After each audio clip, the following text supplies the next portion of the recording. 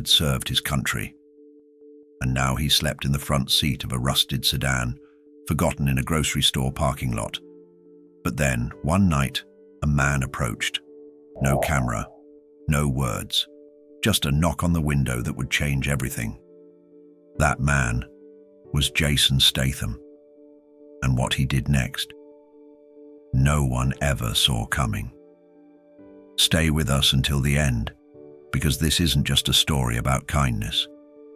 It's about what happens when someone refuses to let another man disappear. The parking lot was nearly empty, just a flickering light above aisle 7 casting long shadows across cracked pavement. A cold wind carried with it the quiet hum of neon and the rustle of discarded receipts, tumbling like forgotten stories. Midnight had long passed, but one vehicle remained parked against the far wall, a faded grey sedan with rust spreading around the edges like a slow infection. The windshield was fogged, the glass smeared from the inside, and there was a shape behind the wheel, unmoving but unmistakably human. Inside that car, a man clung to the last edges of dignity. His beard had grown wild, his eyes were hidden beneath the brim of a military cap, so worn that its insignia had faded into a ghost of meaning. A duffel bag sat on the passenger seat, bulging with memories, medals, and maybe the last remnants of a life once lived with purpose. He wasn't homeless by choice. He was homeless because the country he served had no place left for him to stand. On the other side of the lot, a black SUV pulled into a space without urgency. The door opened, and a man stepped out. Clean cut, weathered in just the right places, his steps carried a quiet strength. Jason Statham moved with the calm of someone who didn't need to be seen. Not tonight. He came for something simple. A snack, a drink. Nothing dramatic. But halfway toward the entrance, he stopped. Something caught his eye. Not the car, but what was inside. Not the shape, but the silence. He tilted his head slightly, just enough to focus. There was a rhythm to the stillness, a breath, a faint tremor, a life, quiet and buried in shame. Jason stood still for a moment, hands in his pockets, his brow furrowing, not in pity, but recognition. Not recognition of a person, but of a state of being. He'd seen that look before, in mirrors, in memories. He turned back toward his SUV as if deciding to leave, but he didn't. Instead, he opened the back seat, reached in and pulled out a worn hoodie. Then he crossed the lot again, but not toward the store, toward the sedan. Each step was deliberate, measured, not dramatic, not heroic, just human. As he approached, the man inside stirred slightly, as if sensing presence, not noise. Jason crouched beside the window. The reflection showed a man who had fought battles no one asked about anymore. A man whose silence had become heavier than the weight of his uniform. Jason didn't speak. He simply observed. And then he tapped gently on the glass. The sound was soft, but it pierced the veil of sleep and despair like a siren. The man inside jolted, startled, unsure if he was in danger or dreaming. But then he saw the face. Calm, strong, unthreatening, just a man offering no judgment, no camera, no badge, just presence. Jason held up a hand in acknowledgement, then stood, turned around, and walked into the store. Not fast, not slow, just enough to leave space. Inside, fluorescent lights hummed above rows of processed choices and silent cashiers. Jason moved through the aisles with practiced stillness. 2 coffees, black, hot, no questions asked. He paid, walked out, and returned to the same spot beneath the flickering light. The man in the car hadn't left. He hadn't even moved. But this time, when Jason approached, there was less fear in the eyes that met him. Less resistance. Just exhaustion. And maybe the flicker of curiosity. Jason set 1 coffee on the roof of the car, then lowered himself onto the cold curb. his back against the bumper, knees drawn loosely, one hand around his own cup. He didn't look at the man. He looked straight ahead, toward the darkness beyond the lot, as if keeping watch. And in that stillness, something broke open. The man opened the door slowly, as if unsure whether this was real or another cruel illusion. The air that spilled out was stale with sleepless nights and unshed tears. He stepped out, boots worn through at the edges, coat too thin for the season. He looked down at Jason, the actor, the icon, sitting on the ground like an old friend. And then, without a word, he sat beside him. They didn't speak. They didn't have to. The silence between them wasn't awkward. It was sacred. Like two men who knew war in different ways. One through combat, the other through loss of self, and both through the relentless passage of time. Minutes passed, maybe more. And then Jason reached into his jacket and pulled something out.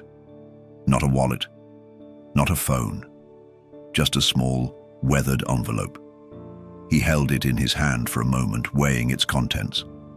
Then, without ceremony, he placed it between them on the ground. The man didn't move to grab it. Jason didn't force it. Instead, Jason stood, brushed off his hands, and took a final sip of his coffee.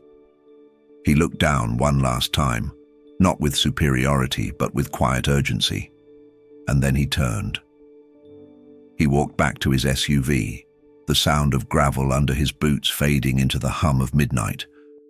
The man looked down at the envelope. It had no name, no label, just the pressure of meaning. His hands trembled as he picked it up, and when he opened it, it wasn't money. It was a key. Attached to it was a sticky note, a short message, handwritten, and just below the key, a folded paper with an address. The man's breath caught.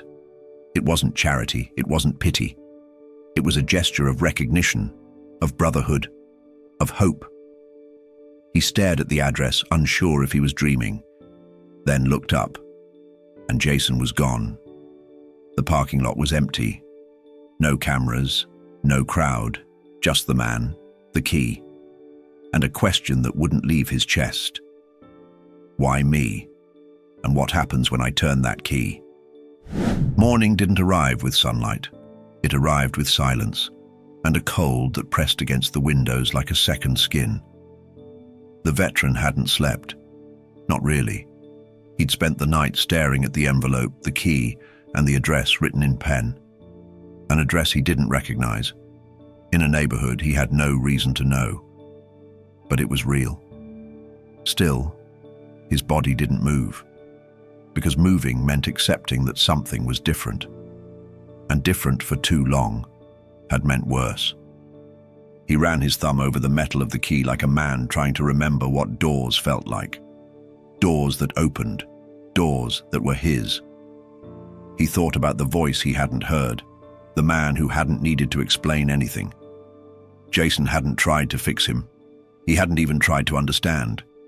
He had just acted, quietly, firmly, like a soldier who'd seen enough pain to know when to speak and when not to. Eventually, the veteran turned the ignition of the old sedan. The engine coughed like an old smoker, and a loose belt squealed somewhere inside. He drove slowly, afraid the whole thing would fall apart before he got there. He followed the address like it was written in another language. Each block brought doubt. Each red light threatened retreat. But something in him, something old and buried, told him to keep going. The neighborhood was quiet, not rich but not abandoned. Trees lined the sidewalks like old guardians.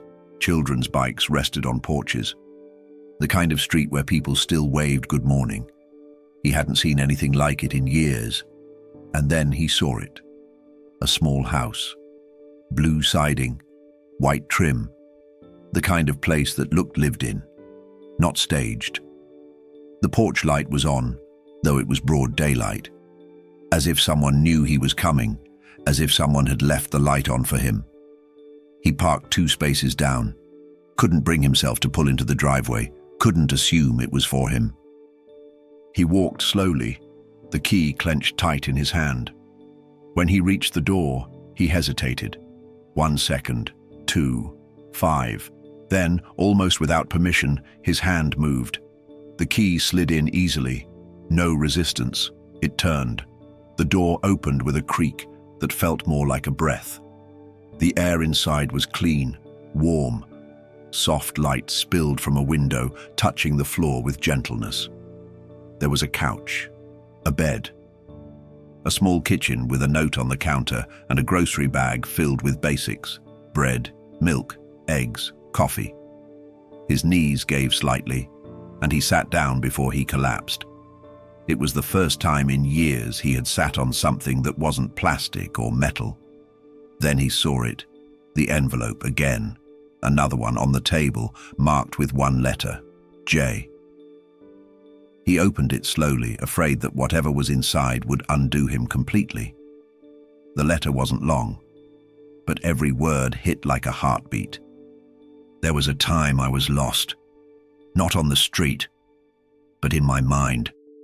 Someone didn't wait for me to ask for help.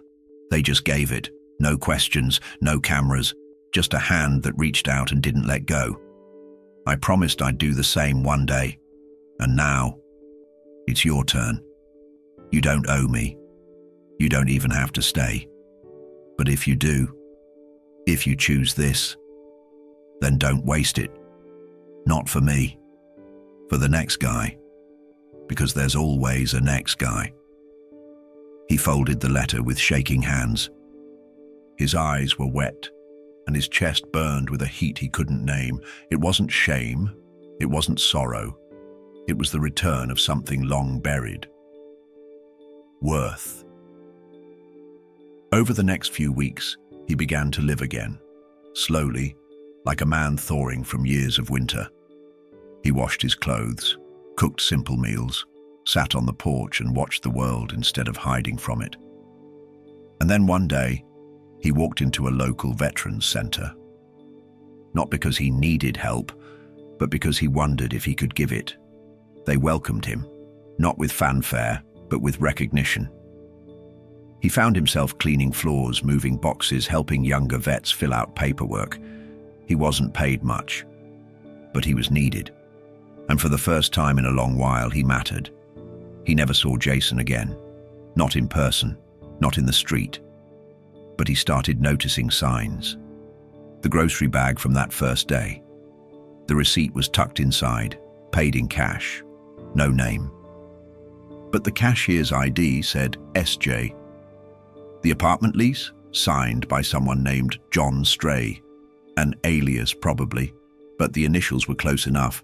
And then one day a reporter came by the center, doing a story on homeless veterans rebuilding their lives. She asked him for an interview. He hesitated, and then he spoke. He told her the story, the car, the knock, the key, the letter, and when she asked for proof, he showed her the letter. She raised an eyebrow. "Jason Statham?" she asked. He just smiled and shook his head. "Does it matter?" he said. "All that matters is, someone saw me." The story was never published. Too many legal questions, too few details. But that was fine by him. The truth didn't need headlines. It needed action. And then, one rainy evening, something unexpected happened. He walked into a small, family-owned restaurant to escape the weather.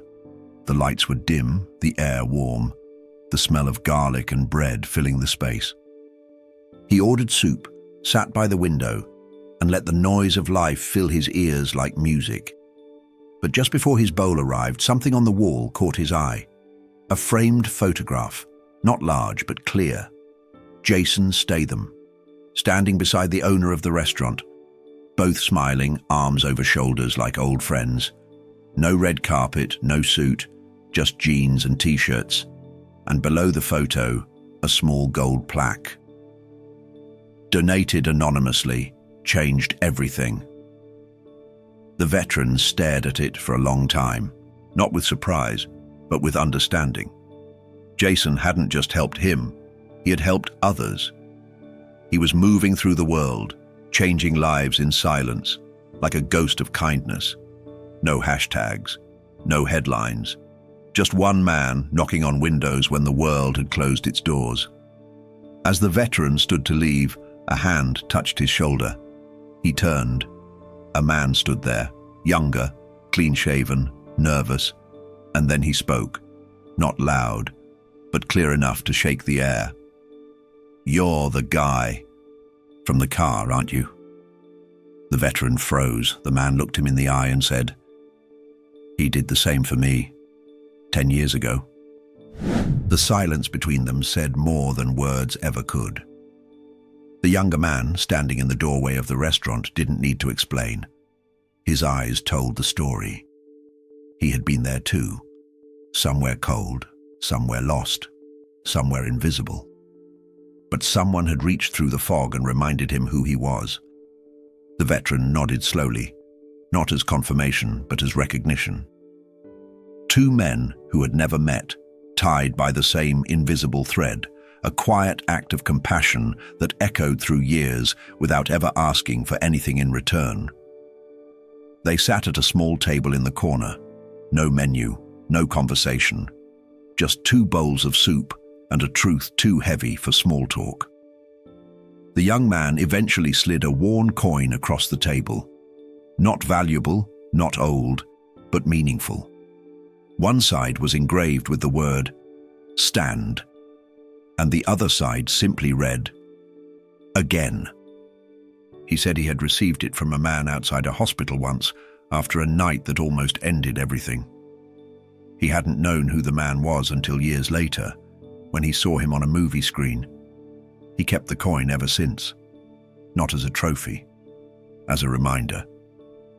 The veteran didn't ask for details. He didn't need them. He understood, because the same man had knocked on his window, had handed him a key, had given him a moment that changed the shape of time. After the young man left, the veteran remained seated. The restaurant emptied slowly, the lights dimmed, and the voices faded into the clatter of dishes and closing rituals. But he stayed, eyes fixed on that photo on the wall. Jason and the owner, arms draped over each other's shoulders like brothers. That photo wasn't there by accident.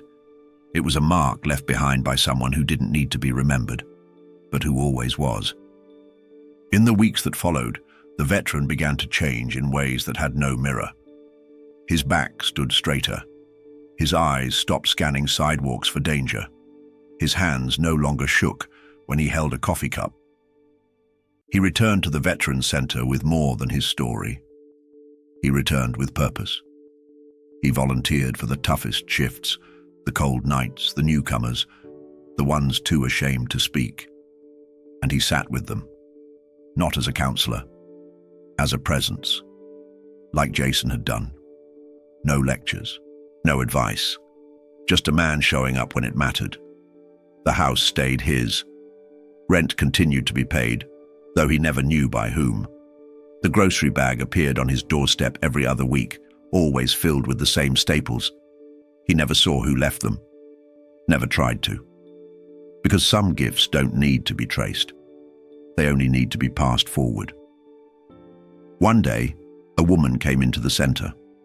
She was worn out, holding a folded American flag and a letter she couldn't read without breaking down. Her brother, also a veteran, had passed in a public shelter. No one had claimed him for weeks. She had found his last belongings in a garbage bag.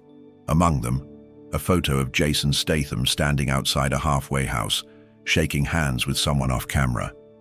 She asked if anyone knew what it meant. The veteran didn't speak.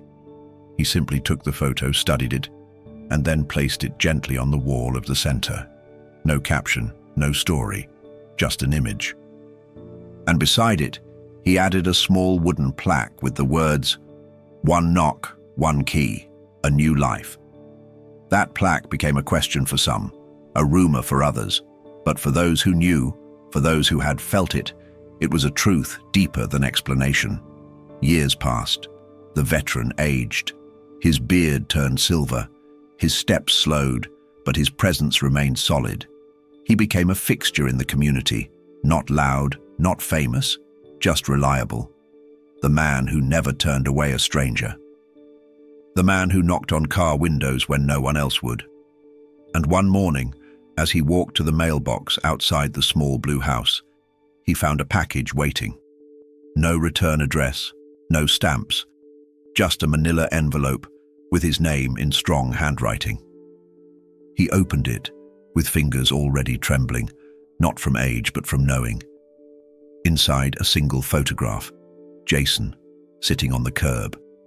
That same night, coffee in hand, head bowed, the photo had been taken from a distance, blurry, unposed, real, and attached was a note. Sometimes the loudest heroes say nothing at all.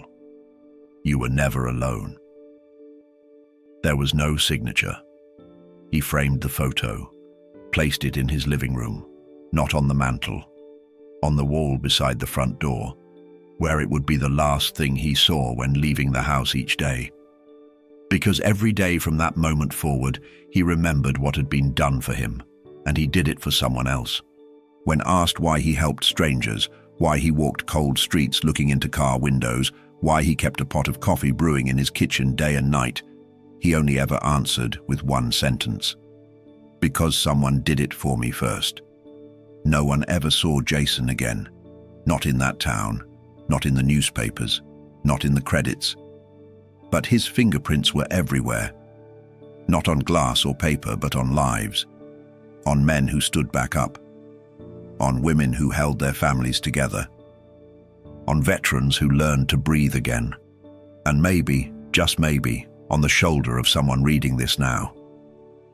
Years later, on a rainy evening, a young woman ran into the same restaurant, holding a child against her chest. She was soaked, shivering, and desperate. No one moved to help. But a man stood. Old now, worn, beard silver. He walked toward her with a calm, familiar look. And with the same quiet strength once offered to him, he extended his hand and said the only words that ever mattered, "You're not invisible." And in the reflection of the restaurant window behind them, the shadow of a man watching from across the street slowly disappeared into the rain. This wasn't charity, it wasn't pity, it was something deeper, the kind of quiet brotherhood this world desperately needs more of. And if this story moved you, maybe it's because part of you knows we all have the power to knock on someone's window. If you believe that too, subscribe to the channel, leave a comment, and share this story with someone who needs it. Because sometimes one story can start a chain of silent heroes.